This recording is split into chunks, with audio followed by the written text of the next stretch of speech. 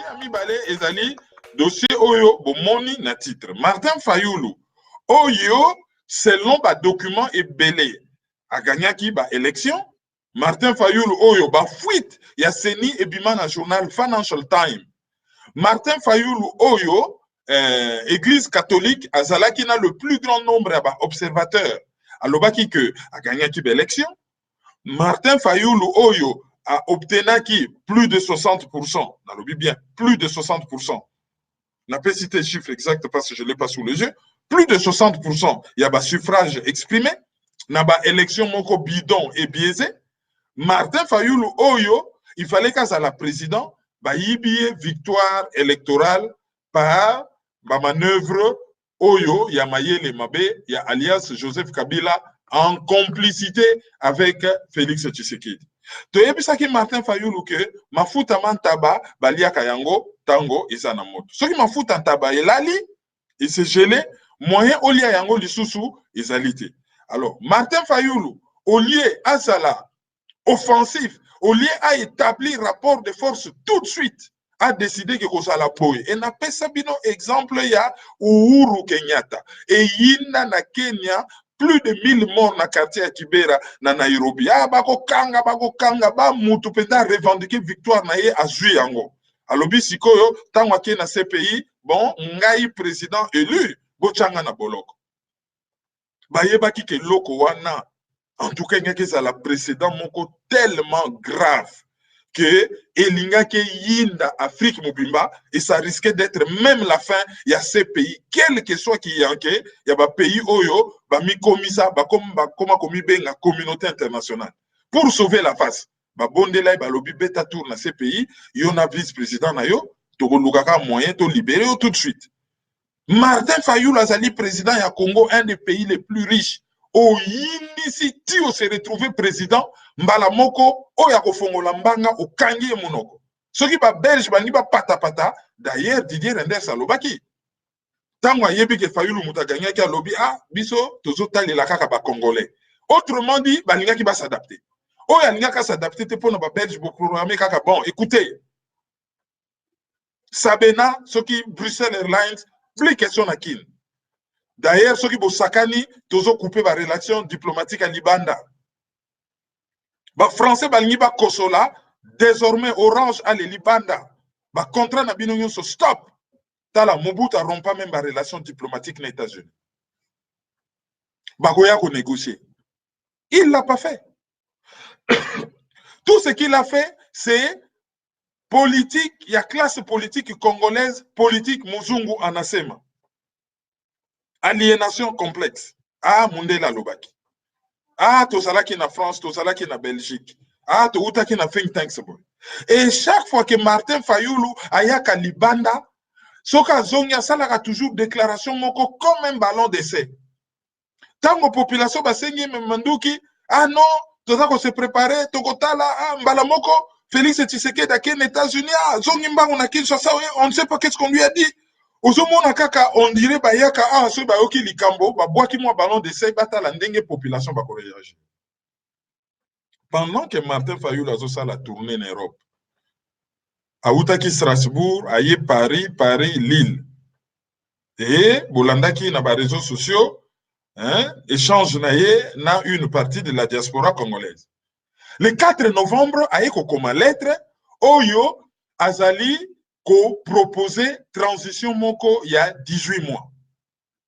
Et dans la transition en 18 mois, on a eloko ya grave. Yé muta gagné qui élection. A zone di make coalition cash, il y a Félix Tshisekedi na Vital Kamerhe, FCC alias Joseph Kabila ba continuer ko diriger Mboka. Mais bati que la bango organe moko oyo et ko assurer ba réforme na période ya transition wana avant ba kende na ba élection générale oyo et ko salama dans 18 mois. Alors à préciser que l'élection wana il faut ezala inclusif, c'est-à-dire sous-entendu même sokatangi kombote Jean-Pierre Bemba Oyo azalaki condamné pour subornation des témoins.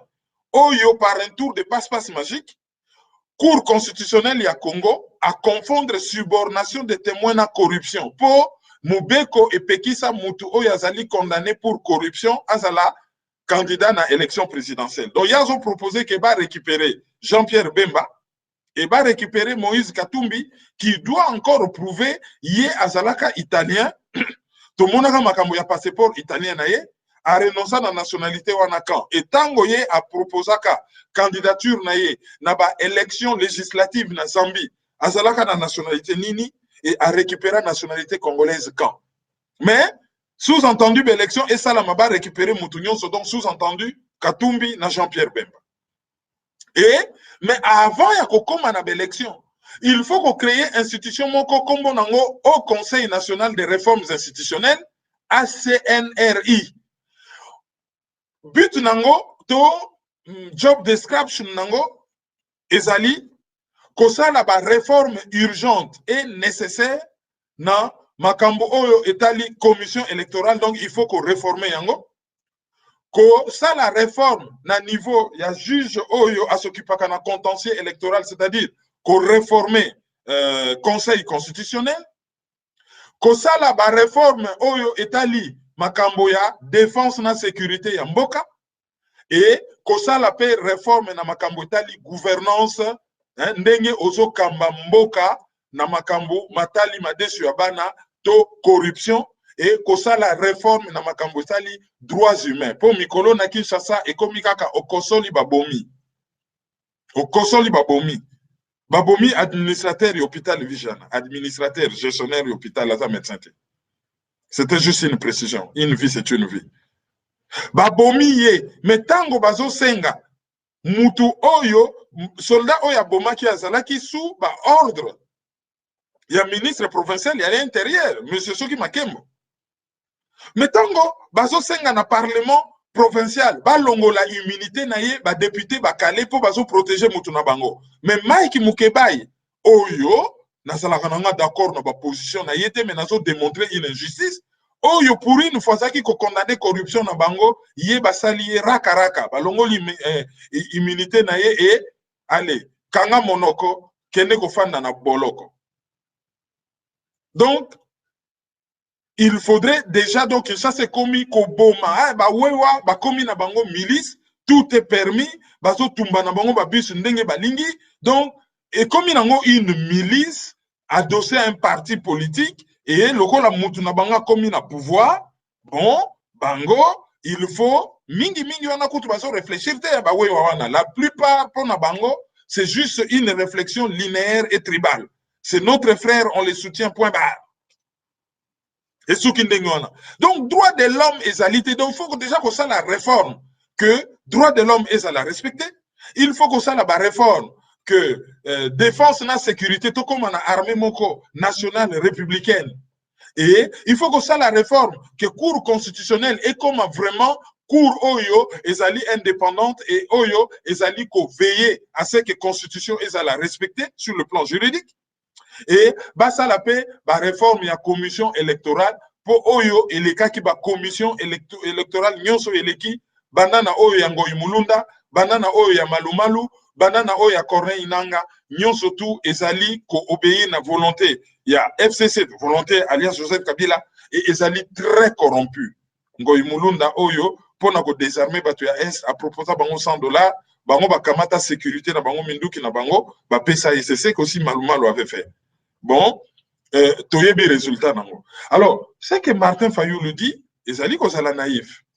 Pour na ko réformer sécurité, yo kasi ke bokipon penza et loko bango bazo maintenir biso armée na bango na police na bango, bagondima kaka ke bon, Martin Fayoulou, tu es très beau, tu as de beaux yeux, yo yaka ko réformer police, yaka ko réformer armée, comme ça totika. Cette armée est dirigée par Paul Kagame.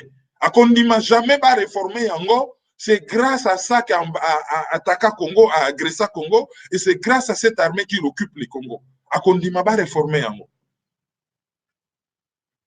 Martin Fayoulou parle d'une crise politique. Dans une crise politique, Mboka ezalaki agressé, Mboka ezalaki occupé.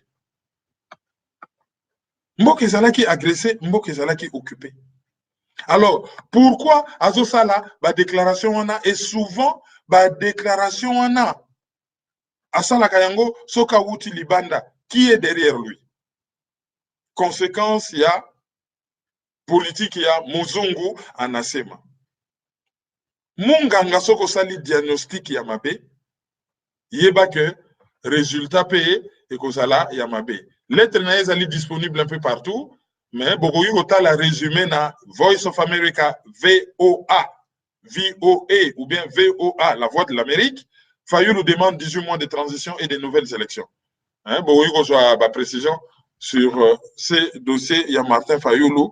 Oh, je crois que le moment venu Tokosongela Yango. Donc, je pense que Asali un mauvais diagnostic. Problème il y a Congo. Et ça l'était une crise politique, il y a lobby. Problème il y a Congo, c'est une guerre d'agression et une occupation. Ça, c'est la première des choses. Et pour nous, la réforme, il y a lobby. La réforme, il y a une possibilité tant qu'il n'y a pas un rapport de force. Alors, si vous avez na FCC, na cash, ce qu'on dit FCC, c'est-à-dire FCC égale PPRD égale M23 égale CNDP égale RCD égale AFDEL égale Rwanda, Ouganda, Burundi. Au Bakissi, cash. Cash égale Félix Tshisekedi, Vital Kamere égale UDPS UNC égale associé, il y a Rwandais, partenaire na bango, oyo babetaka kop na bango bandakala. Siko zwa déjà batuana nyonso. Tala siko de l'autre côté la Moukame. Il y a un déséquilibre mais énorme. Sans compter que la Moukangopé, ça fait partie à accompagnant. Donc, bateau basa na cadre ou to na kati ya politique Muzungu Anasema. Est-ce que bazali na contrepoids ya ko obtenir oyo bango bazosenga ou ezali un aveu de faiblesse publique et mon ani pendant que biso tozali faible tala nazo kokananga lisusu te boya kaka to solo la bino bofanda masolo azo benga bango dialogue quantième dialogue na pays wana une soixantaine de dialogues et même biso wapi élection change mboka te ou ezali occupé dialogue pe échange mboka oyo ezali occupé. Alors, président Oyo, yé azo proposé à continuer à diriger Mboka, azo ya na France. Tant azo ya na France, yé, soi-disant, azalaki élu, mais ils sont obligés à payer Batupo Bakeno Yambay. Va payer ba musiciens, va payer ba comédiens, musiciens à boy ko kamata mbongo, a commis menacé. A commis menacé. Alors, yé akoya. Ba combattant, oyo, bazalaki ba faux combattant, feti ya batama bandi, et umeli, batu basuke bimi, bango, bazo faire circuler, basi bazo lia, basi bazo déjà bambon. Ba misusu, ba rejoindre COP au vu et au su de tout le monde, ba les masques. Félix Tshisekedi, azoya. Akenaka na Belgique. Ministre de la coopération Herman Decroix lobby qu'il nous prouve qu'il est le président du Congo. Parce que aya na Belgique, ministre de la défense, a boya ko voyager à Kanga téléphone, basalaye rien. Tofongo la parenthèse. Ministre UDPS intérieur, vice-premier ministre, Kankonde, a joué décision contre ba gouverneur, ba boy ko obéir, a sala bango rien. Insubordination. Crise d'autorité, va bien avoir insubordination. Mon conseil si ordre yo boy. Il faut normalement pas sévir. Rien. A signé ba ordonnance président de la République, en nommant ba Kyungu, ba Albert Yuma. Ministre à portefeuille a boya ko contre-signé yango. Ti lelo oyo ba décision wana et salamate. Afanda na ye wana Batbazo benga ye béton et pourtant il n'a aucune autorité. Ezo monana visa na mishabat.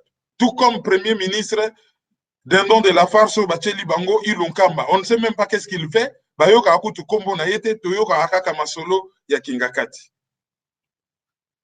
Lequel Félix Tshisekedi avion et sali accident toyebite. Banani bazalaki nakati. Lisa batu bakufa toyebite.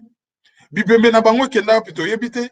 enquête nini bazo sala to yebite et soka avion ekwei eloko liboso ezali boîte noire ezali le deux enregistreurs magnétiques ezalaka ba boîte rose mais babenga yango boîte noire oyo ezalaka na kati yango emetaka signal moko boko luka ngo na valise ndenge totambolaka na GPS bozo luka emetaka signal moko pendant au moins 1 mois pona ba repérer yango po boîte noire moko et enregistraka masolo nyonso esalamaka na cockpit cabine de pilotage pona ba yeba tango accident esalamaki pilote azali koloba nini na monoko nde balobaka na kikongo na monoko ndenge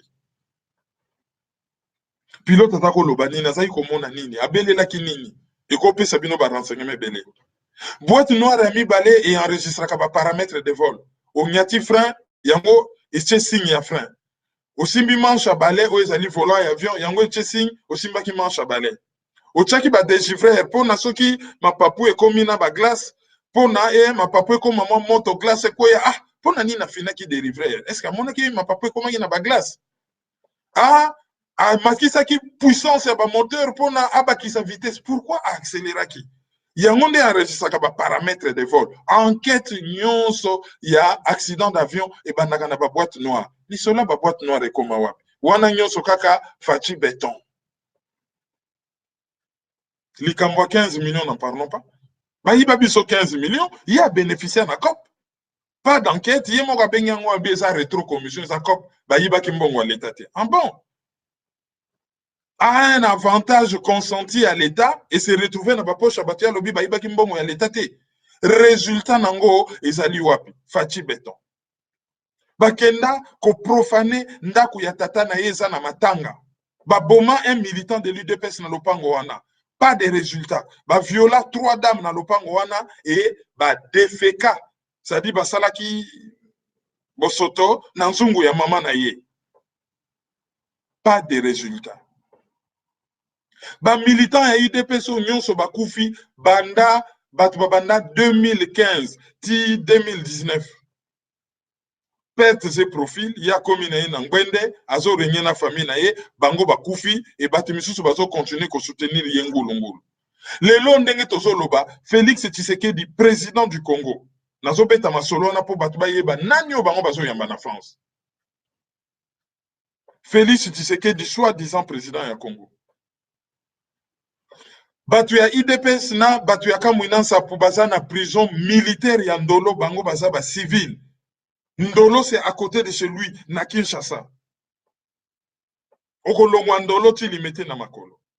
Abeta bango kara. Or, en violation de la constitution, azali président ya IDPS. Pour constitution lobby président de la République, akoyi ko salate na parti politique. Il faut atika makamna inyo sur un parti politique akoma au-dessus de la mêlée akoma ko diriger mbok mais ye olia longwana IDPS l'air aza présidenté akamati IDPS apesi yango Jean-Marc Kabundu par mandat régime pardon juridique ya mandat ezali nini soko pesi mutu mandat yo longwe na likambote opesi ye pouvoir asala makambo na kombo na yo mais soki akutani na likambo songolo mpakala automatiquement yo reprendre la main. Donc le fait que Félix Tshisekedi appelle ça UDP c'est pas Jean-Marc Kaboun par mandat et Nikoloba qu'il garde la main en violation de la constitution. Donc azali ko continuer en tant que mandataire yakozalana droit de regard sur Oyo ezo salamana UDPS. Mais Félix Tshisekedi tout en étant illégalement président de l'UDPS batu ya IDPS baza na prison ya Ndolo. Félix Tshisekedi bimisa les 40 personnes ya UDPS baza na yolo na Ndolo soko zali président. Na kotanga ba kombo na bango. Monsieur François Mazarin Mazanga aza na boloko na Ndolo. Alphonse Mputu Kongolo. Bakenga Tujibiye Mutangilai. Gustave Ngandu Panukupa Chimanga. Daniel Mukengeshai Kapuku, Ben Chimanga, Christian Mukadi Mutombo, Eric Ngalamulume Kapumbu, Jean-Jacques Bakajika Mulenda, Roger Tudiakwila Bakatuningela, Pascal Kabango Kazadi Chambouyi, Romain Tumbambouyi, Francky Kabamba Kaleo, Rigen Lumenga Lukeni, Monsieur Edouard Nkashama Kabatusuila, Jean Kabasela Kaluila, Clément Aaron Tumba, Monsieur Papi Ntuma,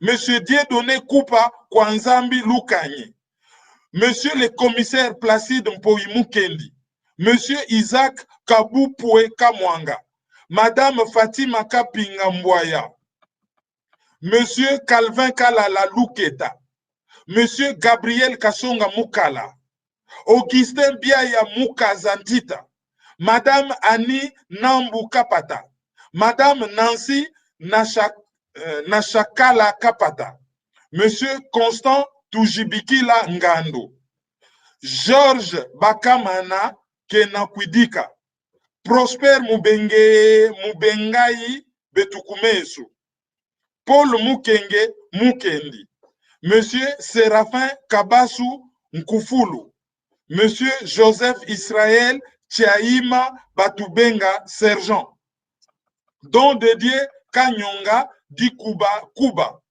Simon Chimbombo Lukula. Voilà. Wana ezali batuya IDPS na batuya Kamwina Sapu Oyo bazali na boloko. Bango nyonso 99% bazali baluba. Bato bazo kanisa que ye lokola za muluba fo bakotela ye ngulu bino moko botala. Soto koye na logique ya salité wana ses propres frères baza na boloko abandonné. Nous on en parle pas seulement pour les accabler, pour l'accabler lui, mais nous on en parle parce que ces gens, ce sont nos frères. Et situation na bango ezali inadmissible, bazali ba victime. Et tokoki ko tolérer en côté dans notre pays que ba compatriotes na biso bazala arrêter injustement ndenge bazali ba victime, y compris des femmes. Bazo vivre situation nini? Une situation catastrophique. Mais hier, akoya en France, mbongo ezo circulé pour Batba Yambaye. Akoya lundi, et ça les jours fériés en Europe occidentale, la plupart des pays, fin de la Première Guerre mondiale. Et ça les fériés, batebele, bakoko, ça, ouais, nous on regarde. Ba fin na ba réseaux sociaux, net ba arbitre, ba fani na tribune, ba fouti bazo ta la match. Comme si likambo ya Congo, ezali likambo oyo, etaleli kaka un groupe de personnes. Or, ezali likambo, etaleli mboka mobimba. Ces messieurs, Oyo, Azoya na France. Ce qui te lobio, Azu mesure boye, ezali malamoté. Il fallait ça la plutôt boye, bien que toujours reconnaître la légitimité n'a été parce qu'il n'a jamais été élu, d'autres pour n'a été, il n'a pas agi en notre nom. À se retrouver, on a président de fait. On le constate qu'il est là. Donc la réalité, Zali, qu'il est là. Pakoti, au fait, il est là. À Kamati mesure gratuité et enseignement, à rendre yango effectif pour gratuité et enseignement et zali la constitution. Tolobi mesure wana et zala qui mal préparé. On nous a traité de tribalistes.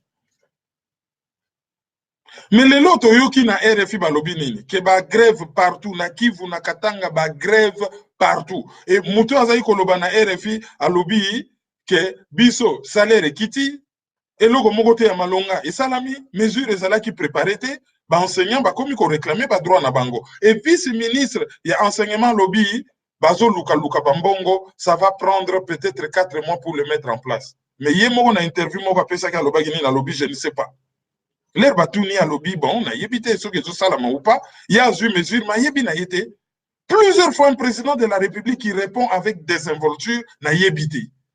Il y a un Russie, na Russia Today, a ça l'interview, na Ramsami, bon, afin de façon détendue, on dirait, bon, azanaye nangandantaba, bon, batbazo solo là, ozo mon azanaye détendu. Et na ba question, mususu, à répondre naye visa que à y habiter.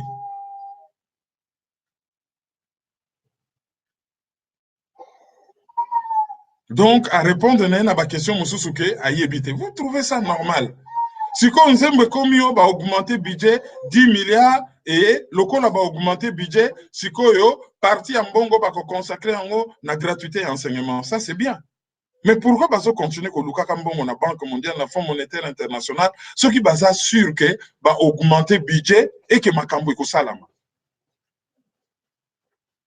Gouverner, c'est prévoir. Gouverner, c'est planifier. Gouverner, bakumba kamboka te ki boudi comme par hasard, bozo tâtonner. Et ça, bat balobi, bon. Mais sur ok, c'est bien.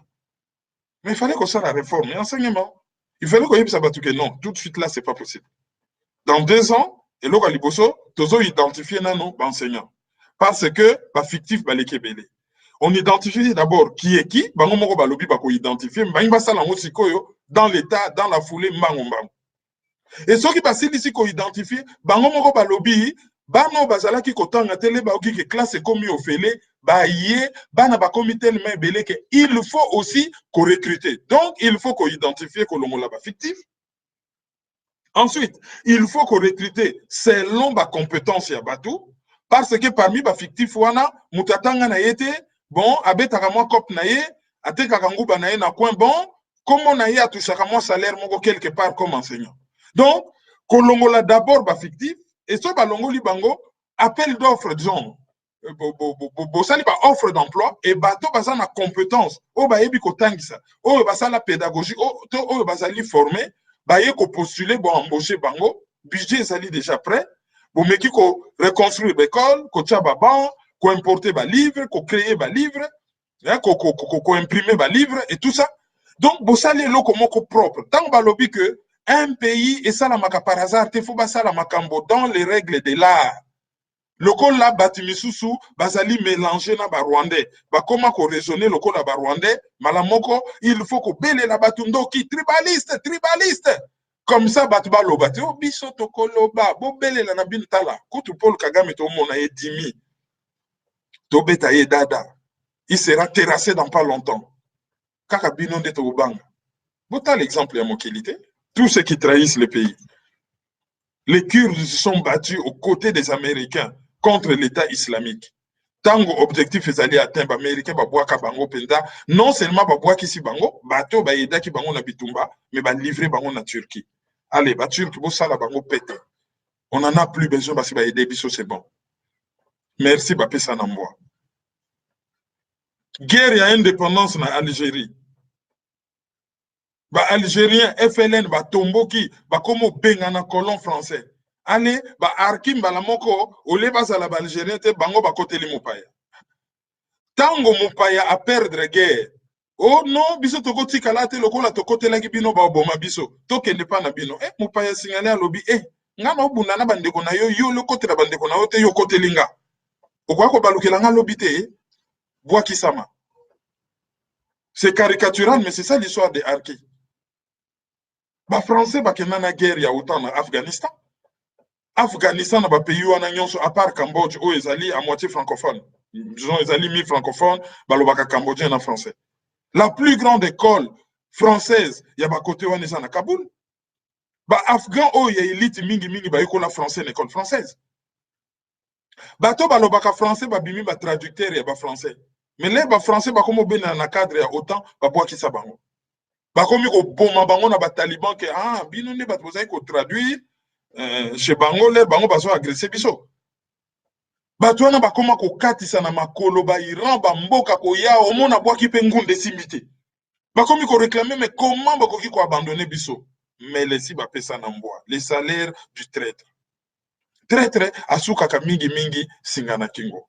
Yo mutu ozo trahir mboka pour des raisons politiques. Pour des raisons d'affinité ou d'amitié, pour des raisons tribales. Yo mutozo trahir mboka au profit ya mopaya. Sor na yo lobby ekozala nini. Redi amisi ya yemba. Na boyi bana nanga basambwa na likambo papa salaka. Bana na yo, tata, mama. Bakozala fier na yo na likambo yozo sala, yo mutozo trahir mama Congo. Yo mutozo trahir pays na yo. Et c'est ce Félix Tshisekedi qui arrive en France. Et wana bako multiplier ba bourde. Chaque voyage ndengwane kutaka minimum 3 millions de dollars. Mbongo ezali te mbongo ba voyage ezali. Na mbongo bango bazokaba. Na sochi kuna ba étudiant congolais na Russie bazoki $1,400 par personne. Na États-Unis facture ya hôtel aya na délégation monene koleka même Poutine 96 personnes. Facture hôtel ezalaki ko avoisiner presque $400,000. Et makambo salama hôtel wana na kanisi prochainement ce qui a réservé la chambre d'hôtel wana baoboya. Hôtel intercontinental de Washington pe ba vivaka même phénomène. Et bazo yana makambo wana à Paris et kozala yombe. Mais est-ce que ça va libérer le pays? C'est ça la grande question que nous sommes en droit de nous poser. Alors, pour na kosilisa lokola tosi tosololi sur sujet nyonso tobandaki na sujet ya Bosco Ntaganda, toleki na sujet ya Martin Fayulu, touti koleka na sujet oyo ya Félix Tshisekedi azoya na poto, na sujet wana tokobakisa kaka moto ezopela na Minembwe ye Félix Tshisekedi asana ye calme. Et une étude ezo proposé même MONUSCO à l'Omwana Congo.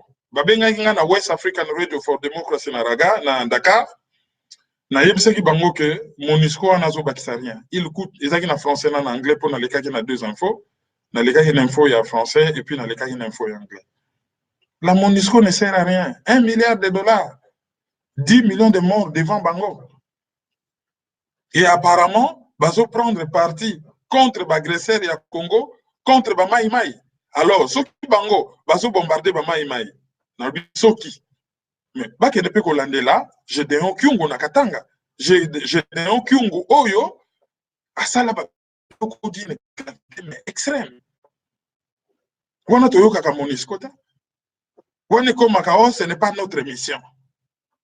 Ba proclamaki dernièrement que tango Félix Azowanga na ke ya bengaki ba troupe étrangère ba ya na Congo te mais MONUSCO a tsaki communiqué. MONUSCO alobaki nous ne sommes pas là pour aider une quelconque armée étrangère ya ko traquer ba Mai Mai.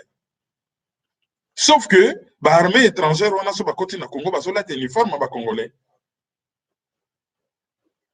Et du coup, MONUSCO en aidant armée étrangère ou et lati uniforme ba congolais indirectement a aidé une armée étrangère. Patouana bazalaka po na bisote. Ya on a te reproché à Fayulu dans le passé. Bazo attaqué au lieu appeler la peuple au bavota qui yazobele la madame Zerougli. Madame Zerougli a koyate yazan agenda na ye. MONUSCO c'est une espèce d'armée d'occupation. Namboka wana. Classe politique congolaise likambo minembwe etali nango bangote. Ba Congolais, likambo minembwe, etali bangote. Twitter, silence radio. Facebook, comment minembwe, 4 commentaires. Ce qui est dit commentaire, il y a que 6 commentaires eza ya ba Rwandais. Ce qui va comprendre, il faut défendre Félix quand on parle du mal qu'il fait au pays.